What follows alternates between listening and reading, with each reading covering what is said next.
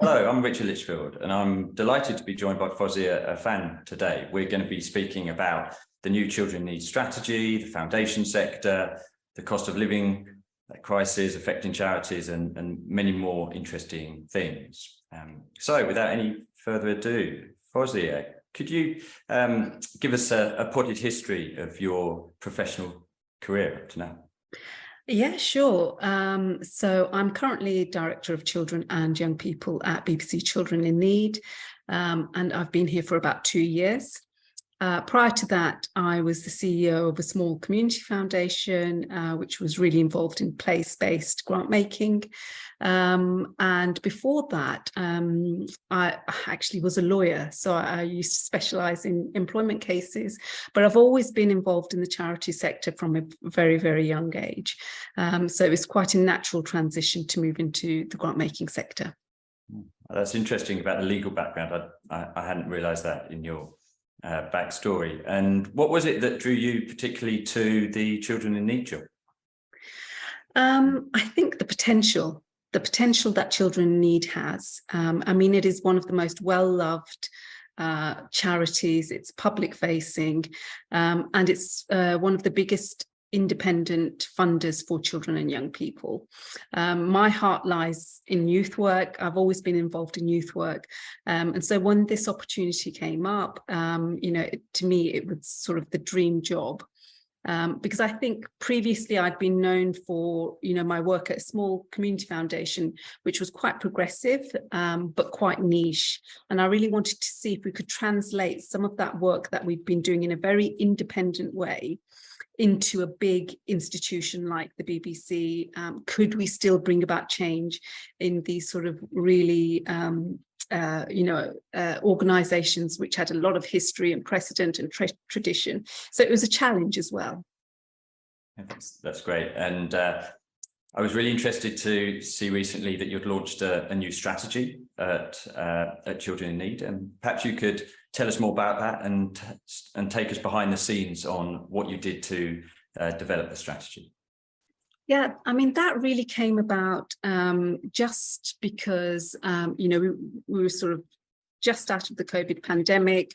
I came into the organisation and I really wanted to get a sense of who we were as a funder. What was our overall strategy? We had some brilliant grant makers and we did some brilliant grant making, but I felt that what we needed was a more cohesive strategy to guide our grant making going forward. And one of the most critical questions that we hadn't been able to answer clearly at that point was our identity as a funder. And I really believe that every funder has an identity and it should be explicit, because otherwise you become all things to all people, and that doesn't serve you and that doesn't serve the grantees.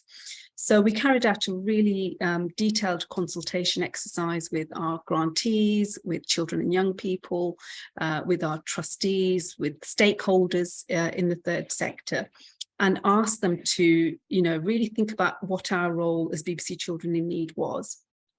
And what came across very clearly was that we are a broad-based funder, and we always will be, and people value that. So that was really important, because sometimes, people kind of urge us to be more strategic or just focus on one issue or two issues. And actually the resounding feedback from people was, no, we like the fact that you're a broad-based funder, that, you fund open access, community provision, and that is really valuable. And then the other thing that came back was, well, you're part of the BBC, you're the only funder which is part of the BBC, and how do you use that as a platform to bring about social change, which I think is what I'm really referring to as untapped potential. We do our grant making, and our grant making is so important, but there's a part of our work which is about really improving the conditions for children and young people, changing perceptions about what child poverty is, about mental health in children and young people, and using the BBC as a platform, not just for fundraising, which is important, but also for narrative, for storytelling, for bringing about changes in perception. And I think the new grant making strategy really tries to bring those two things together. and explicitly state that going forward, we are going to really hone down on how we can use the BBC as a platform. And part of that is also what I think is really important is for children in need to be a lot more visible and to take more of a leadership role in the sector, because we hold so much knowledge. I mean, we have research, we have an insight team, we have data, which I think the whole sector could benefit from. And so I hope that in a few years' time, you will see BBC Children in Need being much more proactive within the sector and really taking a leadership role. Yeah, that's super interesting. And it sounded like particularly the point about creating or leveraging the media platform that the BBC has and to help with storytelling here is really important. It also sounds like, though, that you will need allies within the BBC. I mean, could you, I think for people who are outside of the organisation, it would be hard to know exactly what kind of relationship Children in Need has with the rest of the organisation. How perhaps you could talk about what, the barriers that are there in terms of actually delivering on that goal. I think I've actually been quite surprised at how involved and what a huge part the BBC plays in Children in Need. Half of our trustees are from the BBC. They're incredibly involved with obviously the content that we produce, the night of TV, all of that, but also our trustees are really, really involved in thinking about how we bring about change for children and young people. And I had, for some reason, assumed that there was a bit of an arm's length distance, but actually it's not the case. They are fully involved and participating in every aspect of the work that we do. So with the grant making strategy, the trustees were involved in that. They gave their feedback. When we came to talking about what the changes would be, they were completely supportive. So I feel that the relationship is really, really strong, and I think possibly stronger than it's ever been, because there's a real synergy between what the BBC is trying to do and what Children in Need is trying to do. So the BBC is also looking at things like geographic reach, how to reach underrepresented audiences. So there's a lot of alignment in that. And I think in terms of barriers, I haven't experienced any barriers, but I would say that personally, coming from a small community foundation, it's been a learning experience for me to deal with a big institution, which is, has systems and processes and committees, etc. But as you would expect from any large public-facing institution. So I haven't really experienced any barriers, to be honest. I would just say that perhaps the bringing about change has had to be more measured, and to bring people on board with you than it would be perhaps in a small independent foundation. Yeah. No, I think that's super interesting, and the distinction between the cultures of smaller organisations and larger ones. Maybe we'll talk a bit more about that in a moment. So, what's what aspect of the strategy has excited you the most? Oh gosh, that's like asking me to pick a favourite child. I think, I think there's three things. I think number one, putting children and young people at the heart of the strategy. Right from the outset, we consulted children and young people. We have a version of the strategy which was designed by children and young people, which I'm really proud of. And we're moving towards greater participation by children and young people in lots of different ways. And, I think we do it really well. We haven't talked about it as much as we possibly should, but I think that's something that's really exciting. I think funding core costs, it's quite a shift for us, but I'm really excited because that was a direct response to what people told us in the sector in terms of what was needed. And then I think the relationship with the BBC and visible leadership is really, really important. So those three things I would probably say are the things that excite me the most, where I think we've got so much potential. And if I could add one other thing to that, I would say that the ethos behind the grant making strategy is to make sure that we really reach those children most in need, that our funding reaches those children most in need.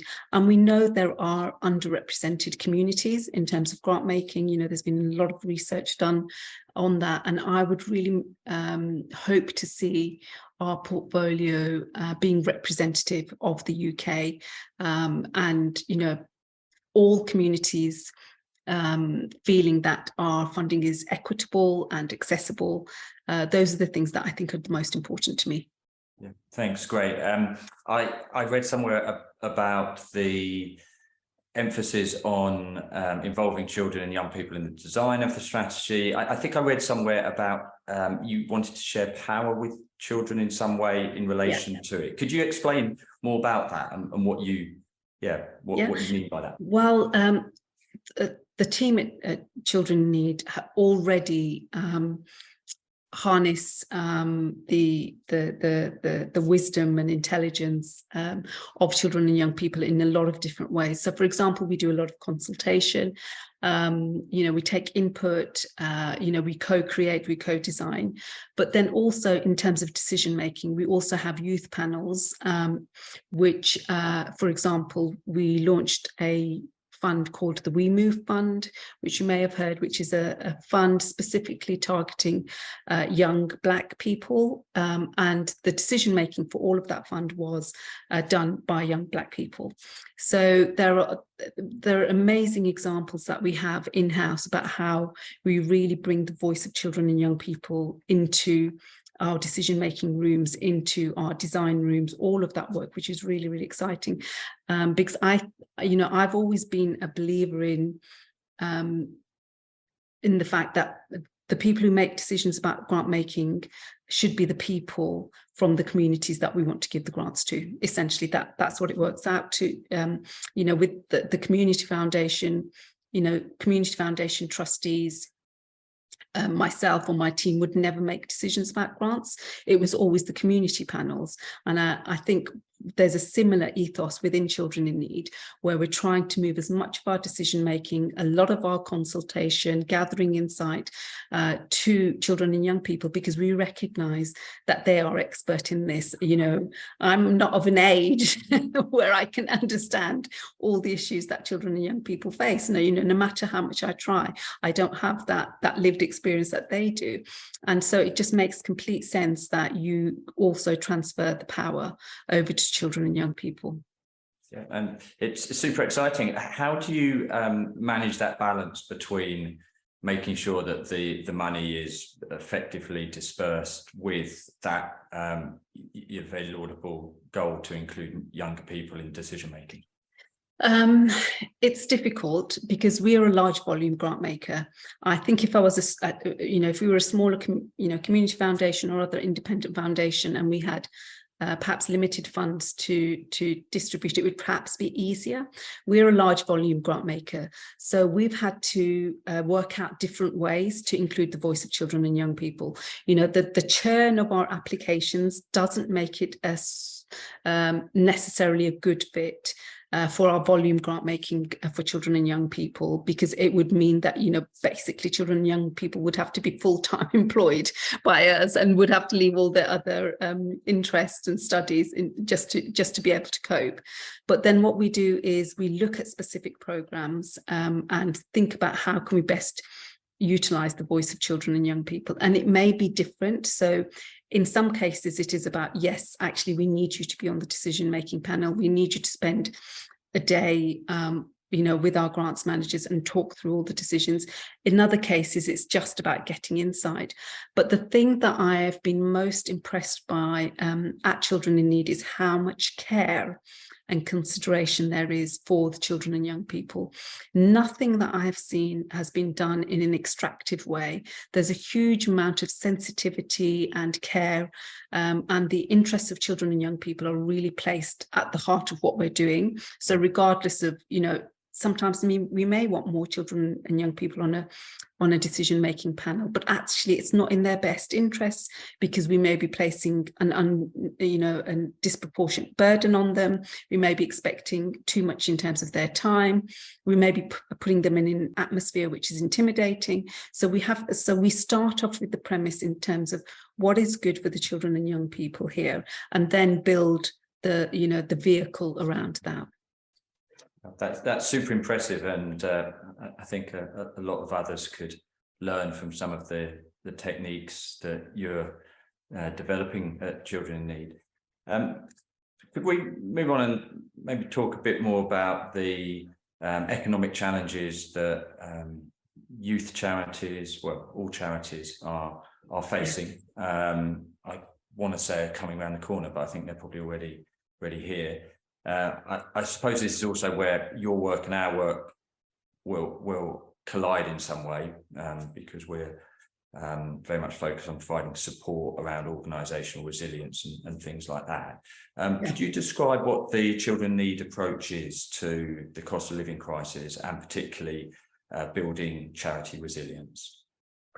Yeah, so I would say there's a short-term immediate response and there's a longer-term response. The short-term response is that we've agreed with our trustees to put an additional £3 million into addressing the cost of living crisis immediately. Part of that is funding for new grantees. Part of that is funding for strategic organisations working in food poverty space. And £1 million of that is for our existing grantees who were just sent payments, surprise additional booster payments, without them applying or requesting them, because we felt that this was almost an obligation on us to be able to support them immediately without putting an undue burden on them. So there's the immediate response, and that's mainly financial in terms of what do we need to boost the grants that we give to our existing grantees, and how can we build in additional funding for new grantees. So that's all in place.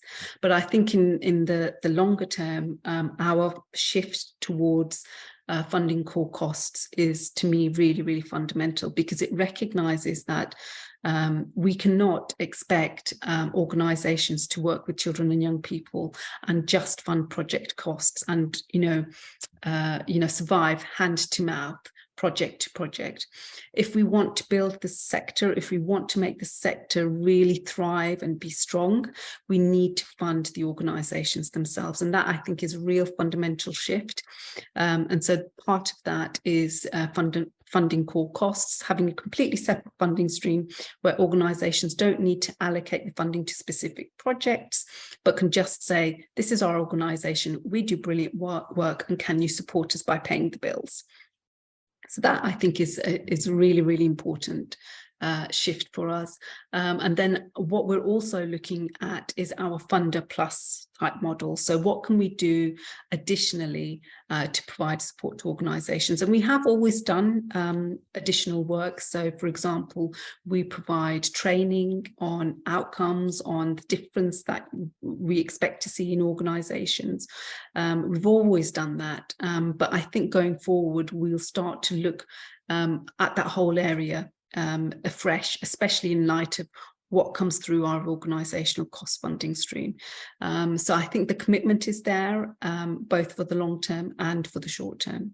Yeah, that's great to hear, Fozia. And do you feel that some of the lessons and insights here are coming from how funders reacted to the COVID pandemic? Has that actually been I guess in some sense a learning ground for this? Yes, definitely. And I think you'll find across the sector, whenever I have conversations with other grant makers, there's a general consensus that actually we were able to pivot during COVID, and we were able to get funding out really fast to organisations, whether through third parties or in different ways. And I have definitely seen people building on that, in terms of grant making now. And I think we have as well. I think the grant making strategy recognises and builds on the good work that happened during the COVID pandemic and straight after. So we recognised, for example, that we can make quicker decisions, that, one of the things that we're trialing, we've just opened our new application process. We're having a rolling process. We're aiming to have initial decisions to grantees within 6 weeks, whereas traditionally our decisions have taken months. So, and I think that is definitely, there is a momentum around that across the sector, where we recognise that we can do things differently, if we put our mind to it, and and it seems to be working. Yeah, great. I'd like us to move on to talk a bit more widely about the foundation sector, if that's okay, because I'm super interested by your experience, both in the community foundation and children in need. I understand that you're also passionate about diversity challenges and supporting a more diverse and inclusive foundation sector. Could you just describe some of your work in this area? And is it the DEI coalition? So where does it start? I think it started actually from my master's that I did at Bayes Business School. And my dissertation was on how to address inequality. I went over to the States and studied a number of foundations there who were really systematically addressing poverty. This was sort of 4 or 5 years ago. And that's where I first learned about equitable grant making, and the difference between equity and equality, and DEI frameworks, which foundations in America were using. I came back to the UK and approached, I think there were 15 other foundations, and said, I really want to make diversity, equity, inclusion a real part of our everyday working in foundations. I've got a framework. Shall we do this together? And so over 2 years, myself and 5 of the 15 other foundations came together 4 times a year. And I led them through what a DEI framework looked like. And essentially, there's 2 parts to a DEI framework. The first is, how do you distribute your funding? Where does it end up? Is it, do you have a representative portfolio? And the second part is all about who you are as a funder, your demographics, the way that you operate, your processes, power and privilege, all of those sorts of things. So those 2 aspects we covered over the 2-year period. And the aim really with that was to firstly spread knowledge about what DEI meant. Secondly, to build a community of support for people in organisations who were working on this. And thirdly, for it to have a ripple effect throughout the foundation sector, so that gradually people would start to understand what equity meant, what equitable funding meant, and that would become the normal language.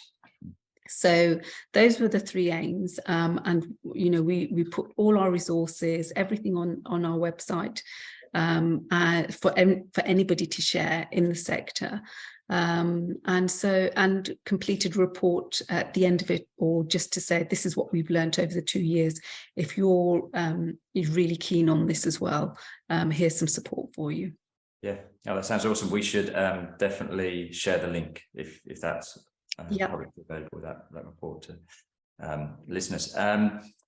In our work with the foundation sector, we found that some of the kind of common measures around diversity, the sector as if you look at it as a whole, and I appreciate that it's very varied actually, the types of foundations and grant makers that are out there, but that certainly from an ethnicity point of view, that boards and decision-making panels tend to lack diversity. From your perspective, being on the inside, what do you see as the biggest the biggest journey that the foundation sector needs to go on here, the biggest challenge that they need to tackle? I think the biggest challenge is for us to hold ourselves accountable and have self-imposed standards of excellence. Because the reality is that the foundation sector doesn't have as much accountability, say, as the financial sector or the public sector, you know, where there's a regulatory framework and there's a lot of public scrutiny. So because we don't have that, it's up to us ourselves to motivate ourselves on important issues and hold ourselves to account as to these are the standards of excellence that we should maintain in our sector. I'm really encouraged by the work that the Foundation Practice Rating are doing. I don't know if you've come across their work, but Daniela Walker-Palmer, you know, and Caroline Fines really have got to grips with this whole idea of accountability and just really tell us more about that. Okay, so the Foundation Practice Rating was launched last year, and its aim is to assess not just organisations, grant-making foundations against certain criteria. One of it is diversity, equity, inclusion. Another is transparency. Another is accessibility. So there are different criteria. And for the first time, a completely independent organisation is assessing organisations. And this was launched last year. And to me, it's an incredibly important step because foundations did look immediately when the ratings came out to see where are they. And that's a motivating factor to change your behavior is when a mirror is held up. And I know I've heard Danielle and Caroline Fines both talk about the fact that this is not a rating in terms of who's performing the best, you know, but it's a rating, it's more of a listing in terms of these are the things that we've marked you against and these are the things that need to improve. And I think that's going to be really, really important for foundations.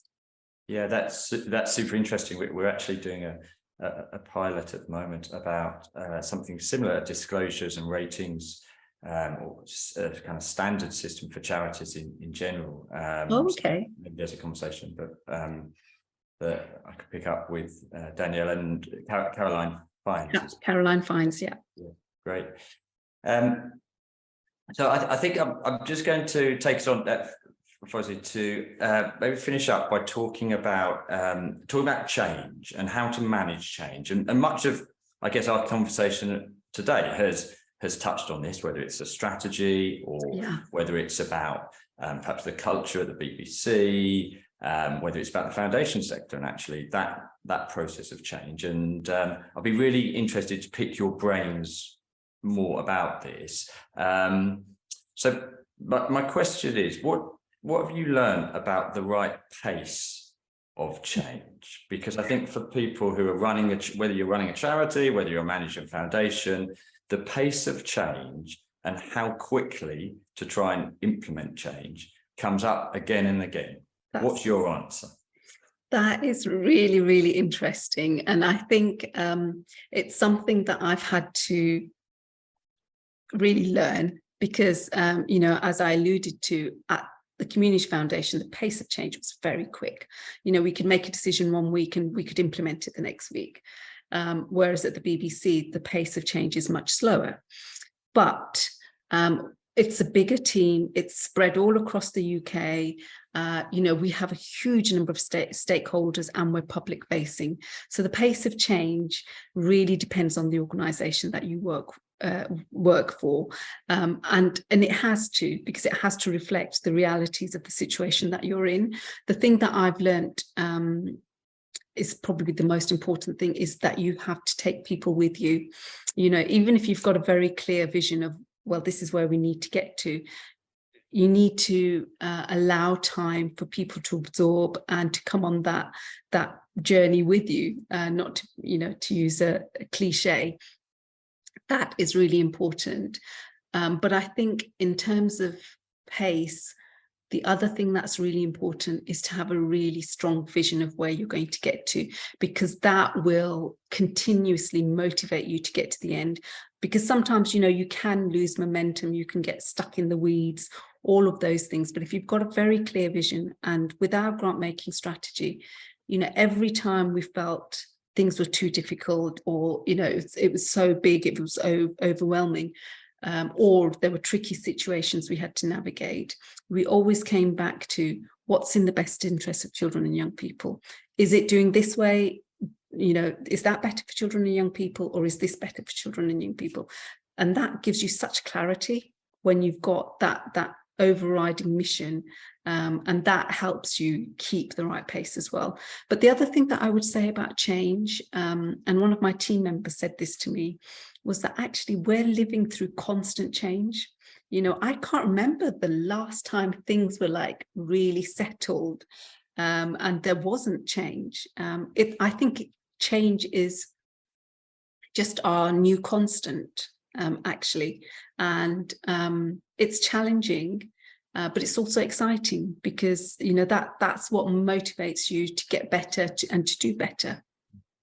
Yeah, definitely. Thank you. And can I link that back to the earlier conversation we were having about the Children in Need strategy, and you were talking about having a funding stream around organisational costs and organisational development. How much are you expecting in that new funding programme to be funding organisational change and organisational development, rather as opposed to, I guess, ongoing running costs? That's a good question, and I think the answer to that is we don't know yet, because we've just launched our funding stream last week.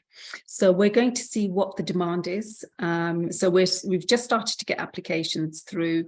We don't know what type of organisational costs people are going to apply for. Will it be sort of traditional electricity, heating, or will it be capacity building or something else? So I think we'll assess once we've got a better idea of what the sector wants and what the sector needs. But we do already fund some development costs. That's something that is in our DNA, for example, with our Youth Social Action Fund, which was targeted at young people working in communities.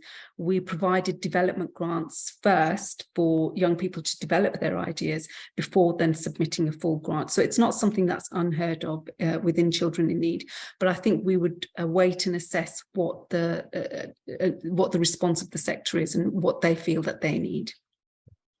Great, Fozia.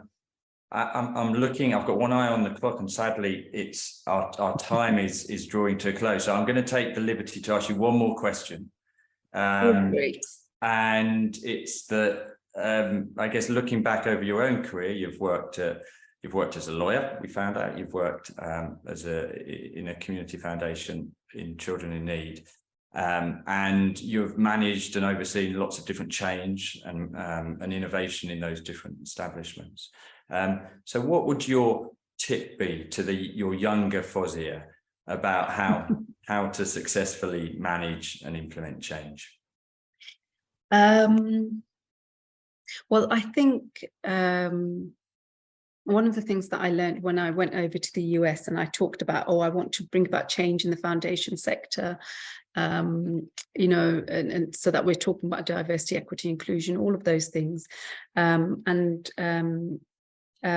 wonderful lady that I met in the US, Rinku Sen, who's a leader in diversity, equity, inclusion, she sort of touched my arm and said, okay, slow down. The first thing you need to do is build your circle of support. You cannot do this work. If you're bringing about any sort of change, you cannot do that work without a circle of support who are supporting you, who are your cheerleaders, who are there when you want to have a rant, because leading change especially can be draining. It's a lot of responsibility, and there's a lot of uncertainty that you need to manage, so it can drain your own emotional resilience. So I think having a circle of support is probably the most important thing. And I know he won't like me mentioning this, but I think for me at Children in Need, having the support of Simon Antrobus, the CEO, has been fundamental for me in terms of giving me the space and the freedom, but also the emotional support to lead change. Fozia, thank you so much. Build your circle of support is the top tip there. It's been absolute delight speaking to you. Thank you so much for taking time out of your day to do this. I've loved hearing about your work, and please keep going. And I hope we're going to have a chance to speak another time too. Great. I mean, it's been fantastic, Richard, to talk about all the things that I love. So thank you for giving me this opportunity.